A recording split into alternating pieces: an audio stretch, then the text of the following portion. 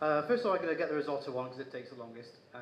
The fish only takes 15 minutes, and the risotto takes about the same time, but takes a little bit more attention. So first of all, I'm going to start off by putting a little bit of oil and butter into a nice wide pan. Olive oil? Olive oil, yeah. We've had a lot in the last few weeks doing these of rapeseed oil now. Very popular. Yeah. Do you tend to cook with olive? I use a mixture of olive oil and vegetable oil to cook with. And Gary, is this a dish which is typical of the sort of thing you're cooking day to day at the restaurant? That's right, yeah. I do cook this a few times. I mean, during the food festival, we do a night which is a 5-course fish night, and this goes down rather well.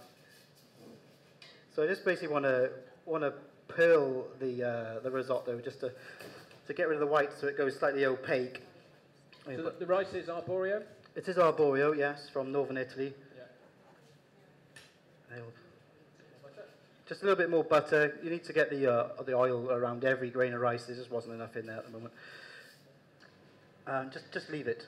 You're not looking to bash it around too much? You're not looking to bash it around. That's why I use a nice soft-edged flat spatula. If you use a metal one, they're usually quite hard edges, and they will cut the rice and break it. The more you stir it, the more the rice sort of pops open. You're looking to retain its wholeness, but to release a little bit of starch, just enough to make it a little sticky. So you're not looking to bash it about, like you said. Yeah. So I mean, that's a mistake you very often find with the risotto. That people have completely homogenised it, stirred it too much, and it tastes like, I don't know, semolina or something. Yes, it's just sticky rice. Yeah. Okay, and the fish stock. Okay, you use powder tonight for easier. I use powder tonight. Well, Can you use the bones from the? I'll show you the fish now because I haven't deboned it. I wanted to show you the fish as it was. So I'll leave that simmer a bit longer. There's the beast. Yeah. This is a Gurnard. That's a Gurnard. It's a beautiful fish, very like prehistoric looking, but the meat down the sides is very, very, very firm, quite like monkfish. It has a very nice, strong flavour, but it's also quite a nice white textured fish. Deep sea fish, Gary? It is, isn't it? It is deep sea fish. It's found on the coast of Britain. Yeah. And I think it's a lovely fish. Very underrated. Okay, so sharp fillet knife. Very sharp, flexible boning knife for the fish. I'm just going to start under the gill, cut into the head, and in an angle like this. I mean, you can always ask a fishmonger to get it. You rarely see them with heads on anyway in the shop these days. But I'm sorry, folks, you're all on the wrong side of Gary, but it's better this way than standing behind there. Yeah. Back to further away. You'll be able to watch this presumably on the Food Festival website in due course. Okay, so you cut in towards the top of the head. So I cut in towards the top of the head on the angle to get as much flesh, enough meat off it as possible. Yeah. And then I'm just going to put the knife flat to the bone, and like this, and then like that all the way down to the tail. So cutting back along the skeleton. Yes, running along the lateral. Cut through the bone. Okay, and that's basically just going to take the fillet off. Yeah. This just takes the fillet off. Yeah. Yeah.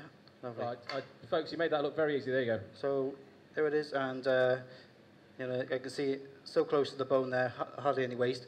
But like I say, with the stock, you can always use the fish. This is a great fish for stock because it's so hard that it doesn't break apart in the stock. And with the fish stock, you never boil it. It's always at a very low simmer to stop the scum and horrible bits coming up to the top of the broth. There are pin bones in this, but I have some around there because I actually forgot my pin bone tweezers.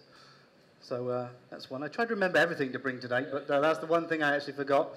So pin bones, folks, are the ones that go back. You know what pin bones are. Yeah. I told you, there's a knowledgeable audience. So there's a line of bones going down here, and just a pair of fish pliers, and I just pull them out like this. And I've also skinned it.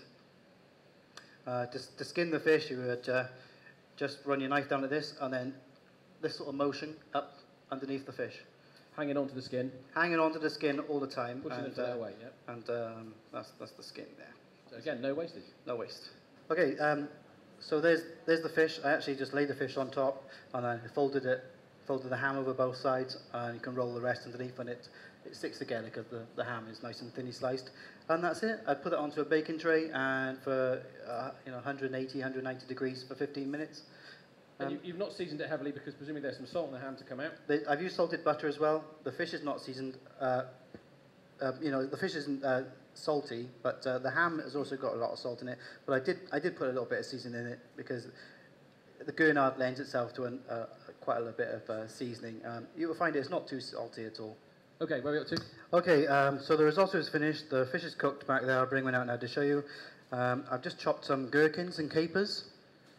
I use these big gherkins, cornichons, I think they're called, and the capers. Caperberry, yeah. Caperberry. And so yeah, I've chopped them up, put them into the risotto. I can show you just like this, and then a couple of knobs of butter. Okay, so the fish is out the oven now. Looks beautiful. Lots of lovely colour. Yeah. So the ham is browned and tightened and firmed the fish, so it's nice and hard, easy to slice. Like you said, it's great for dinner parties because it's very no mess. Yeah. And if the fishmonger does that job for you, yeah, it's easy peasy. So I'll start dishing up and we'll start to go. Okay.